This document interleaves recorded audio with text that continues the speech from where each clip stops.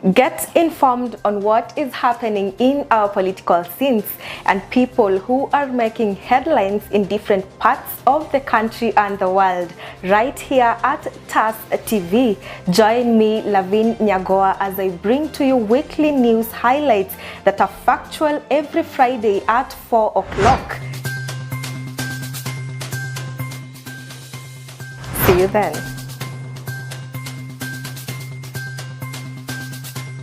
What's your name? My name is Kevin Kakum. Gituri Francis. From which school? Kenya Institute of Mass Communication. Kenya Institute of Mass Communication. What did you learn while at TAS TV? Improvement of my skills in graphics, such as motion graphics, video editing, photography, also communication skills. Camera operations, video editing, and improved my skills in graphic design.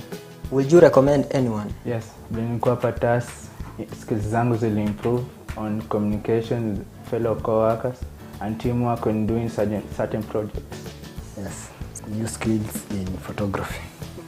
Communication, I have built more in communications through interaction with other colleagues or people outside there. On a scale of 1 to 10, how would you rate your attachment at TAS TV? 7. 8. Generally, what would you say about TAS TV? Wow, it's amazing being here. I think it's the best place to be. Yeah.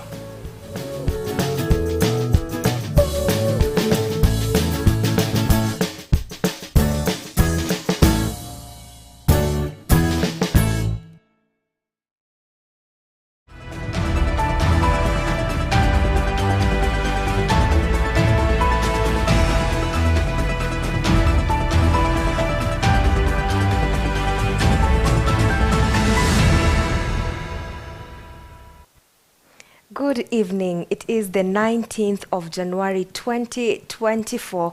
Welcome to our weekly news recap. My name is Lavin Nyagowa.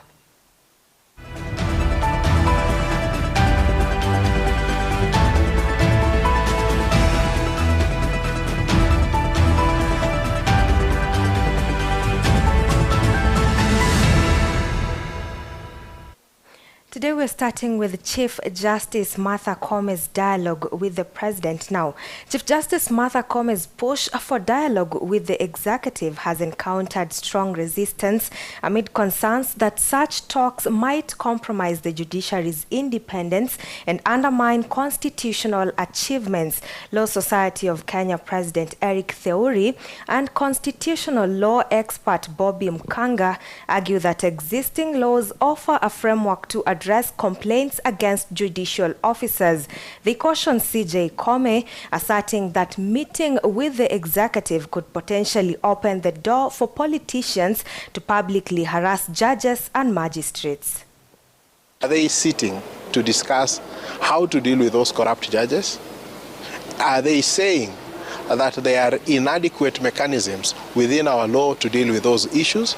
And so we find that there can only be one end to this discussion, an end towards deal making, an end towards subverting the Constitution. It is questionable because the first thing you ask yourself is, what are you going to discuss?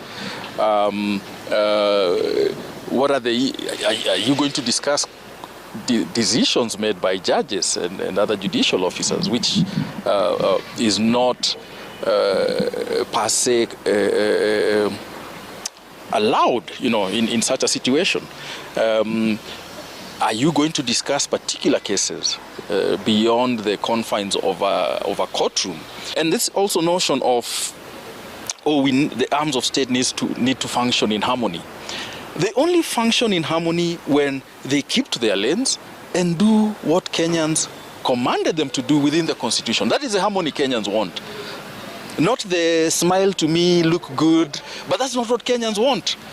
Kenyans want harmony created by each arm of state and its agents doing the work Kenyans mandated them to do through the Constitution. The moment she does that, then the independence of the judiciary would be watered down.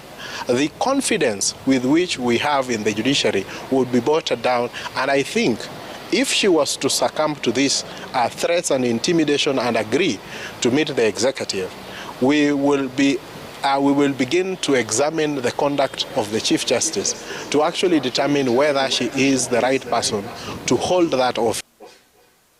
Senate Speaker Amason Kingi has encountered a major setback as senior officials of his party defect to ODM. The political realignment is likely to reshape Kilifi and the coastal region's politics. In a crucial meeting at Chungwa House, the defectors were welcomed by ODM party leader Raila Odinga and other party members. Tukasema tunaunda tuungane na wenzetu tutengeneze serikali ili uchumi wetu kama pwani ukaweze kujumuishwa. Wakati ule wa kura ya 2022 Mheshimiwa Raila Odinga, wale jamaa wengine wakenya kwanza walipiga vita. Wakasema Mheshimiwa Uhuru alichukua poti akapeleka Naivasha. Yule kiongozi wa Kenya kwanza akasema akiingia anarudisha utendakazi wa bandari Mombasa. Juzi nimemsikia anataka kufungua mahali ya kuuza magari Naivasha. Naivasha ni Mombasa. Naivasha ni Mombasa. Si anahamisha tena poti Mombasa anapeleka Naivasha. Sasa huyu tumeona ametudanganya vya kutosha. Ndio maana tukaamua kwamba hatutangoja miaka yake 5 ndio tujamulie.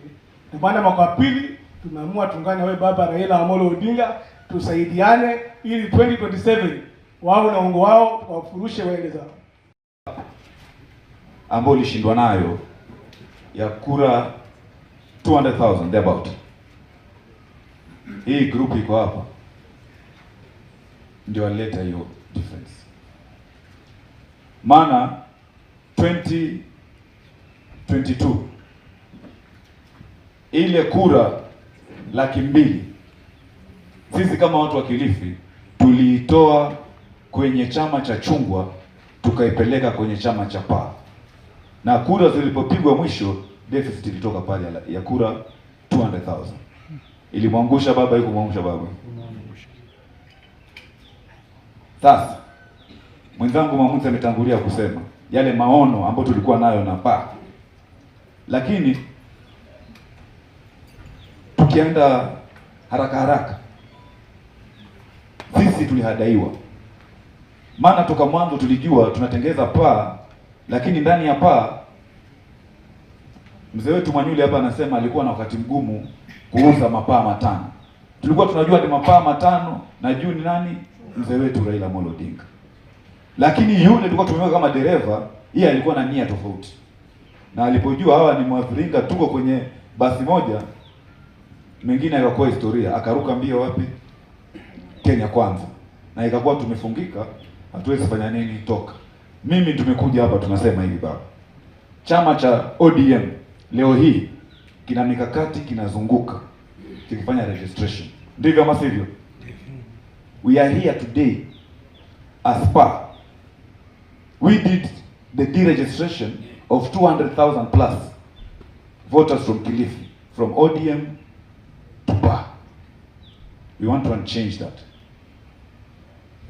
Now, we want to unchange that. We want to take back with your exercises, lakini sisi kama wanapa Kilifi tunataka ile kura 200,000. Bwana Sifuna as the SG ushikane na bwana Teddy hapa, chairman wetu, chairman wa ODM, tupatiwe ile nafasi, zile kura 200,000 tuzirudishe katika kikapu cha ODM. The Energy and Petroleum Regulatory Authority announced a reduction in fuel prices during its latest review. Super Petrol sees a notable drop of 5 shillings per litre, while both diesel and kerosene experienced reductions of 5 shillings and 4.82 shillings respectively. Antonio Mbui has more details. Ilimwambia last month hiyo mafuta itakuja chini. Si ndio? Nakuja chini. Namwambia tena mwezi ujao hiyo mafuta itakuja chini. It is now 1 month since President William Ruto announced the decrease of fuel prices. The price of fuel is not determined by the government of Kenya. It is not determined by any company. It is determined by the producers. That is why today the price of fuel in Kenya is the same price in Uganda, is the same price in Tanzania, because we buy from the same place.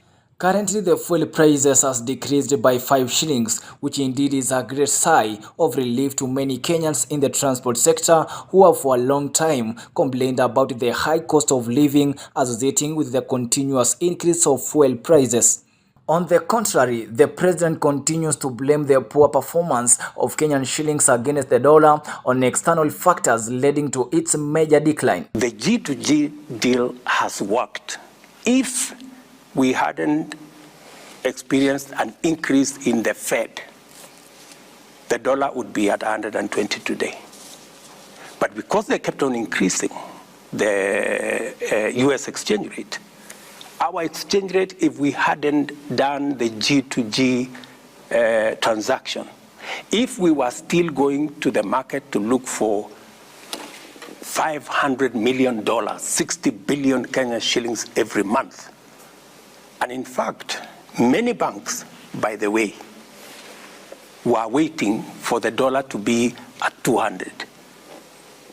Yeah, they will have to wait for a while.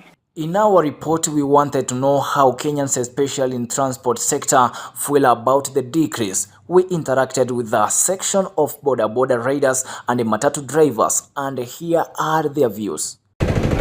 Mimi ni mwana bonda hapa White Line. So kulingana na maoni yangu, bei ya mafuta vile imeshuka kwa shilingi chache pekee, lakini sasa ukiangalia wale customer mtu anabeba kwa siku, pikipiki pia inahitaji iwekwe mafuta. Tuseme mtu ako na familia, unahitaji kualisha, kama ni nyumba unahitaji kulipa. So pia tena pikipiki ikiumia pahali ama maybe upate accident ama ine mechanical issue, unakuta unatumia pesa mingi kuliko zile umepata. Kwa majina naitwa Felix Omondi, mimi ni mwana bodaboda hapa Thika White Line. Kushuka kwa bei ya mafuta na shilingi 5, difference ni kidogo sana, na hiyo haijaleta impact kubwa kwa biashara yenye mimi nafanya, kwa sababu on daily basis ile the quantity yenye pikipiki yangu inahitaji ni about 3 liters, na ukiangalia 3 liters that is almost 620, na hiyo 620 na per day ile income yangu yenye naweza tengeneza kwa siku, kulingana venye mafuta inaanza kupanda, ile kwa siku ile pesa naweza tengeneza ni about 1500. So unapata unabaki na ile mahitaji yenye uko nayo wewe individually, unapata it doesn't add up. So bado there is an impact kidogo. Sasa serikali inaweza tufanyia bado iendelee kupungua next date 14 ya next month, kama wanaweza shukisha ifike hata na 20 bob, ndio inaweza anza ku make a difference, especially sisi wana boda juu yenye sisi hizi pikipiki zetu zina consume a little fuel, unaona, and for you to run them you need to do a good calculation kulingana na income yenye wewe mwenyewe unapata. Majina naitwa Alex Mushai. Kwa bei ya mafuta kweli imeshuka, lakini kwa hiyo shilingi 5 imeshuka, hakuna kitu imefanyika. Sababu ukifanya pa lita kama 20 liters, kama 20 liters kwa shilingi hizo 5, unaona ni pesa gapi? Ni kama 200. Na hivyo hakuna pesa tu, hakuna kitu imeteremka. Kama ingeteremka na kutoka 30 ama 40, hapo tungeona kuna change. Now Kenyans want the government to continue reducing the fuel prices, stating that the high cost of living has been a burden to many Kenyans. Reporting for TAS TV, my name is Anton Mbui Ogechi. Members of the Budget and Economic Forum Council, appointed by Murang'a County Governor Irungu Kang'ata, have been officially sworn in. The council, comprising of notable businessmen, scholars, and eminent individuals, is committed to revitalizing the county's economic prosperity. During the swearing-in ceremony, members pledged their efforts to contribute towards reclaiming the economic glory of Murang'a. Murang'a was the first to start colleges of technology with Kina Pedro Gishaga I was in the first meeting for Murang'a, and I'm in this meeting for Murang'a. Thank you, Governor. Murang'a was the first to produce a PhD in both East and Central Africa, so it has always been fast, and therefore we are claiming that position as we come, as we are appointed by the governor. We promise Murang'a people to work extremely hard and to take all the opportunities that may come on their way, and that will strengthen their wealth. Things like community projects. We also have interventions like subsidy. We believe good ideas can always yield to better ideas, and therefore the Economic Forum will definitely critique those programs, add on them. We also believe that they have seen and grown wealth elsewhere. They will definitely signal to the private sector that Murang'a is a pro-business county, and therefore attract investments that will create employment. Away from that, in a collaborative effort between the state and a private firm, a groundbreaking ceremony at Shimo La Tewa prisons has marked the establishment of a workshop for female inmates in Mombasa County. Correctional Services Peer Salome Biko has announced the 50 million facility backed by the Chandaria Foundation. She says this project will provide inmates with business skills through a bakery, tailoring, and an IT hub. We are here in Mombasa Coast Region at Shimo La Tewa Women Main Prison, where we have come to do the groundbreaking for construction by Chandaria Foundation of a workshop that will combine tailoring and bakery as well as an IT hub. We are very happy to be accompanied by the representatives from Chandaria Foundation, Mr. Karohia, as well as the other members of the State Department. And we are hoping that this workshop will go a long way in training our inmates in skills of bakery, as well as skills of tailoring and an IT hub, which is a new frontier we are exploring. I am happy to tell you that, to report that we are also collaborating with Her Excellency Mama Rachel Ruto with her Karakana project, which involves crochet. And crochet is a whole new ground that we are taking this year to train our inmates, and it has been very, very successful in the past in Langata Women Prison, where we also have another of the Chandaria Foundation workshop, which is a bakery and a clothing section, and where our inmates, the female inmates, have gained a lot of skills and they have earned a lot of money. In fact, in Langata, some of them have earned upwards of 48,000 in a very short while. And therefore, we see this as a way of increasing the scope of vocational programs that we are giving to these women, because women are a core cog in the stability of the society. And we take the view that it is important that we equip them with all the necessary skills. So I really congratulate Chandaria Foundation as well as Mama Rachel Ruto for the initiative they are taking. Chandaria Foundation are also doing another project in Meru, and we hope that in next month we shall be able to commission it. It is also a workshop that comprises a bakery as well as a clothing section, and we hope to keep expanding that to include the Karakana project and an IT hub, so that we equip these women so that these women can become serious entrepreneurs, which is aligned to His Excellency the President's pillar of SMEs, MSMEs, and entrepreneurship, so that the inmates here, when they leave, they really play a major and serious role in economic progress. And with that, we head on a very short commercial break. Remember, we still have a lot for you, so stay put.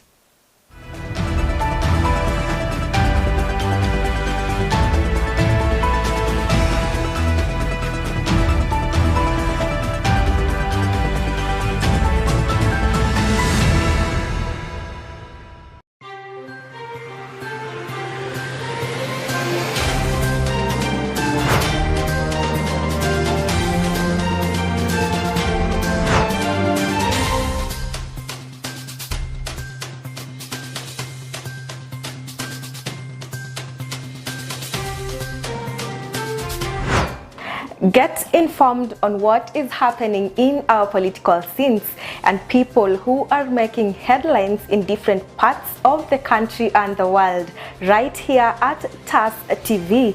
Join me, Lavin Nyagowa, as I bring to you weekly news highlights that are factual every Friday at 4 o'clock. We are located at Neema Plaza, second floor along Kenyatta Highway in Thika Town.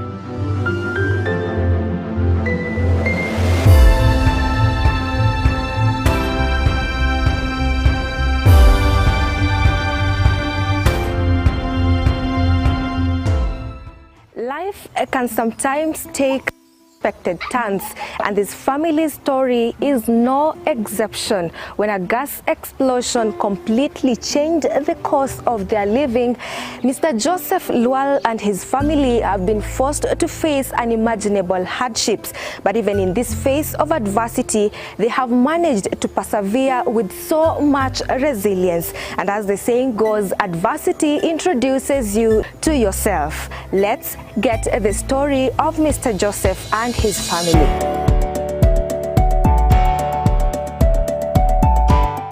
So welcome to the first episode of Brain Busters. My name is Mwangi Dominic. Lotko barabara ya MKU. Tunauliza maswali tatanishi.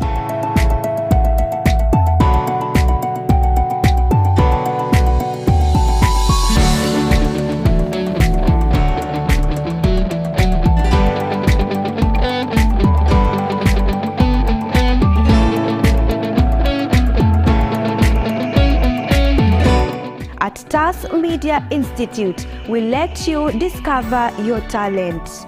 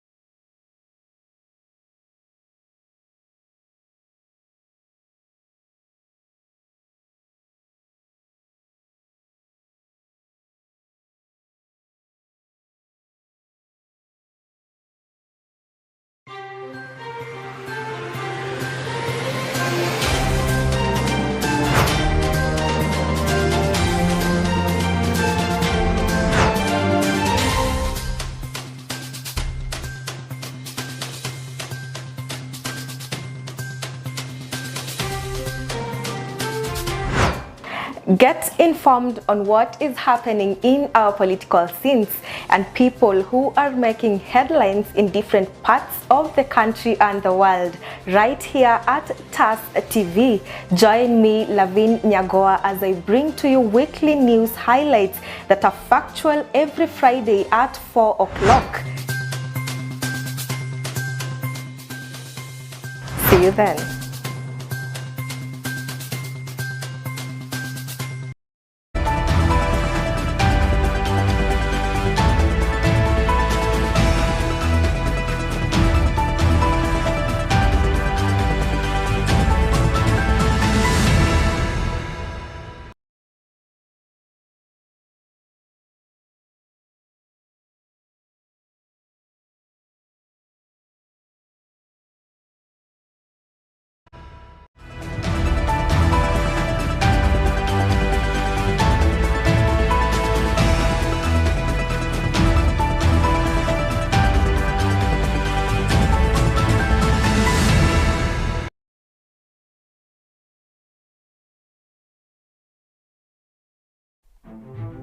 Welcome to TAS Media Institute, the home of undiscovered talents. You will be trained by professionals who have a passion in what they do.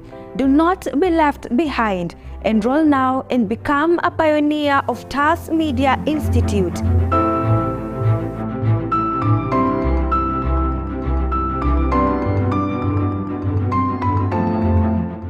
We are located at Neema Plaza, second floor along Kenyatta Highway in Thika Town.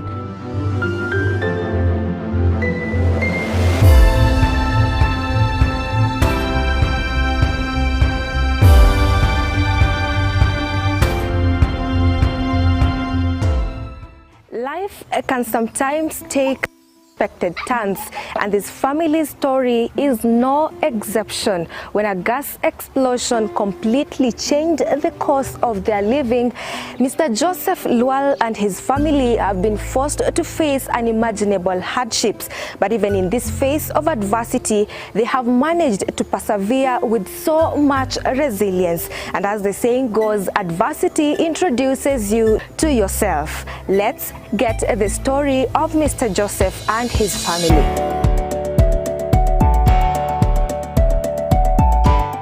So welcome to the first episode of Brain Busters. My name is Mwangi Dominic Lotko, barabara ya MKU. Tunauliza maswali tatanishi.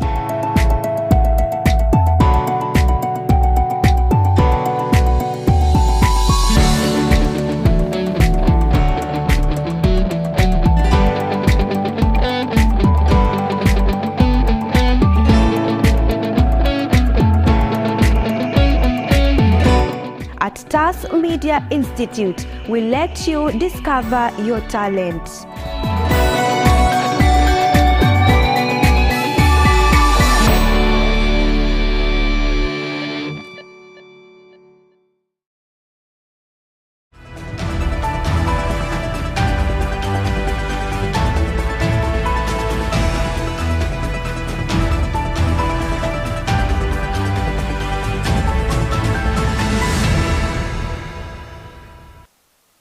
Once again, we apologize for the technical hitch.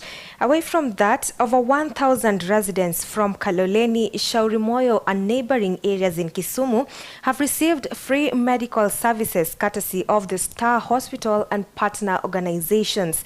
The medical outreach held at Masjid Mosque near Kaloleni Estate aimed to promote community health. Star Hospital Managing Director Salma Swale emphasized the significance of regular checkups for a healthy lifestyle, highlighting this effort as part of their social corporate responsibility. First and foremost, I would like to appreciate the effort done by the Star Hospital as the main sponsor towards this medical camp, of which I would love to say that if they can continue supporting the vulnerable communities in our area, to support them with the kind gesture which they have given us today. It is number one, today what we have seen. At the moment already we have covered at least not less than 450 people who are the patients we have received. As you see our background, there is a line and a queue of the group who are getting medication. Two, as Star, and we know very well that just close to the master system where we are. Towards the thanks words which I can give to Kisumu Muslim Association is that they have generously given us this ground to utilize it for the purpose of nearby community who have really gained big time. This would be our second time to roll out a medical camp, although the first one was very basic, but this one we've been honored to have many stakeholders who are willing to partner with us in taking care of the community. We've had a lot of donations, and in terms of monetary, it has been generous. Still on health matters, the Hidden Voices Kenya Lobby Group is currently taking proactive steps to raise awareness, enhance knowledge, and discourage the stigmatization of individuals grappling with mental health issues. Emphasizing the urgency, the group notes the increasing occurrence of bizarre incidents reported daily. Their ongoing efforts highlight the critical need to prioritize mental health awareness, fostering a more informed and compassionate approach within communities. Our main focus is to create awareness, to enhance the knowledge on mental health, and enable our community to stop stigmatizing the people facing mental health, because it's an issue about our feelings, it's an issue about our actions, it's an issue about our health and our space that we have in the community. We need to share this knowledge to ensure that all people in the community understand through their knowledge base from where they live how mental health can impact their lives and their livelihoods, not bearing in mind that it's not a sickness for a person that is rich or poor, but it's a sickness that affects our community. As long as you're born into this earth, mental health is bound to be with you. Just as we say, disability is bound to come with you if perhaps you have not been able to get polio vaccines and all that. So for us, mental health, we are using this space to create awareness in our schools. Why schools? Because in schools, we are able to impact our students with this knowledge in a basic form.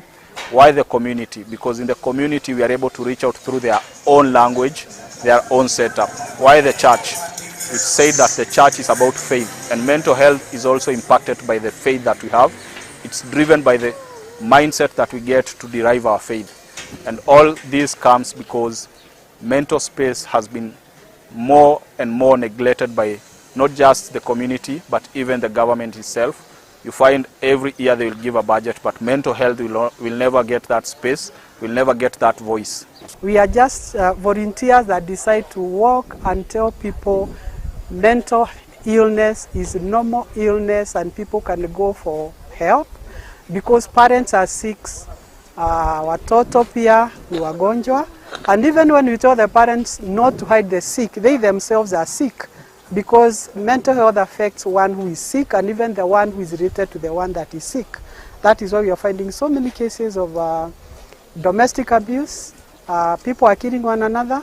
Our young people are unable to withstand hurtful relationships because they have mental conditions. Kwa hivyo kila mtu ni mgonjwa, including our politicians.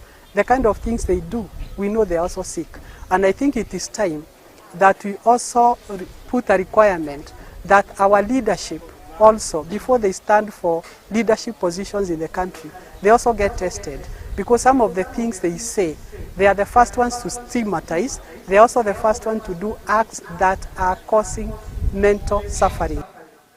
Let's now look at sports. Bukungu Stadium remains closed as preparations for the upcoming CHAN tournament intensify. A race against time continues in Kakamega with crucial upgrades underway. Changing rooms are undergoing renovations, lighting installations are in progress, and the playing surface is being revamped with approved grass by the Confederation of African Football. We have a major undertaking to close the empty space. This empty space is about 30% of the total span of the stadium. The county government of Kakamega is collaborating with the national government to ensure that the construction of Bukungu Stadium is ready to host CHAN competitions this year, and of course also in preparation for African Cup of Nations 2027. That brings us to the end of today's news recap, but it's that time that we get a little entertained as we learn something. Let's get brain busters from Anthony Ombui Ogechi.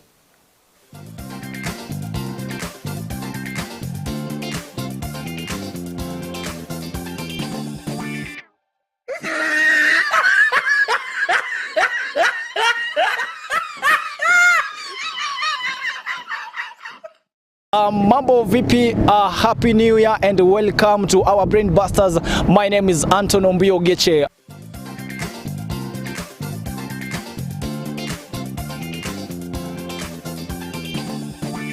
Mambo vipi na unaitwa nani? Amerian Njoki. Mambo vipi na unaitwa nani? Mimi naitwa Job Tuchwe.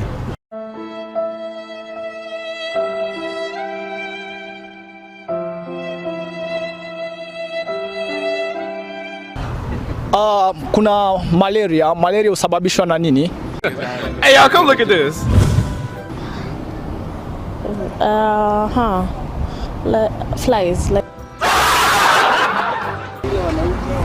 Hii mosquito.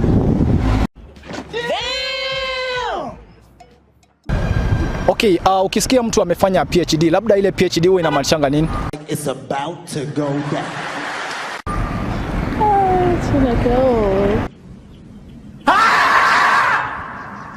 Jaribu tu. PhD ushaifahamu? Degree ni ile degree kubwa. Professional H whatever.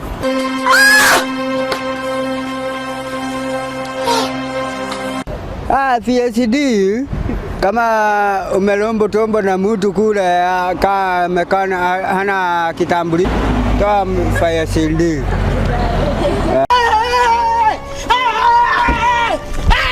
Okay, ukisikia mtu amekimbia labda 3 kilometers na mwingine amekimbia 3 miles, ni yupi amekimbia mbali kuliko mwingine? They're the same. They're the same. Ukisikia mtu amekimbia 3 kilometers na usikie mwingine amekimbia 3 miles, ni yupi amekimbia mbali kuliko mwingine? 3 miles. Kwa nini? Huyo mundu tumbe amelombo toba mitaka tuseme ameenda mitaka 20. Mudaro botije kwisi. Sasa kuna malaria. Malaria labda usababishwa na nini? It's about to go down. Mimi nadhani ni bacteria ito Plasmodium. Say what? Labda pale umesoma sana na umepata PhD. Ile PhD huwa inamaanisha nini? Nasielewi. Ushaisikia PhD? Naelewa PhD in short, lakini sijui full name yake. Hiyo siwezi kwa natafakari sana, but kuna huyu mentor fulani nafuatanga inasemanga poor, helpless and desperate. Jesus is Lord. Kuna ule mbuzi wa kiume. Ule mbuzi wa kiume tunaweza kumuitaje kwa Kiswahili? Hey y'all, come look at this. Senge. Kuna mtu labda amekimbia miles 3 na mwingine akakimbia kilomita 3. Ni nani amekimbia mbali kuliko mwingine? It's about to go down. Miles. Wait for it. Kilometer. Here it comes. Si wote wametumia kwa nini moja. Yeah. Kwa hivyo kuna tofauti moja, hakuna tofauti. So kuna tofauti gani kati ya miles na kilometers? Kilomita ni parawa na miles ni kumbali jo. Yeah. Wait a minute. Who are you? Kuna ule mbuzi wa kiume tunaweza muitaje kwa Kiswahili? Kwa Kiswahili ni mbuzi dume bana. Yeah. Stop it. Get some help. Sasa ile PhD huwa inamaanisha nini ni full? PhD. Pupil head director. Pupil head director. Yeah.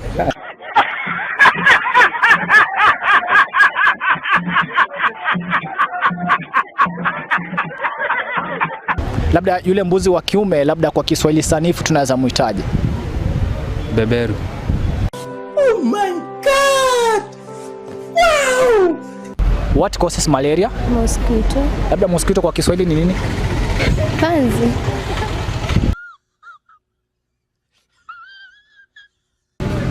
Mtu mmoja amekimbia 3 kilometers na mwingine ametembea 3 miles. Ni yupi ameenda mbali kuliko mwingine? Mwenye amekimbia 3 kilometers. Yule mbuzi wa kiume labda kwa Kiswahili tunaweza kumuitaje? Anaitwa tu mbuzi. Rubbish! That marks the end of our Brain Busters. Join me next time. My name is Anton Ombiogechi. Bye bye. Mungu nguvu yetu, sisi tuko na baraka zetu na tunakimbisha mwizi. Wewe Mungu tupe nguvu ya kutika mwizi.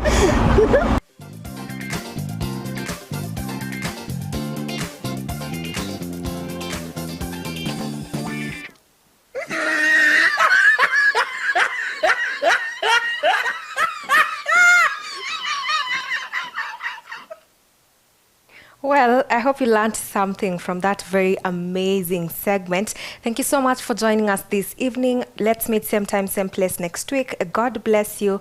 My name is Lavin, Nyagowa.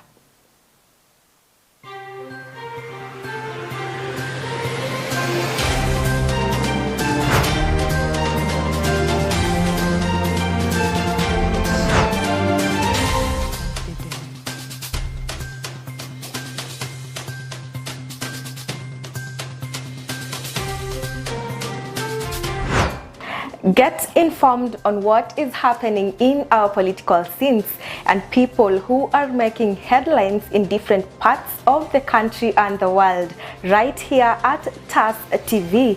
Join me, Lavin Nyagowa, as I bring to you weekly news highlights that are factual every Friday at 4 o'clock. See you then.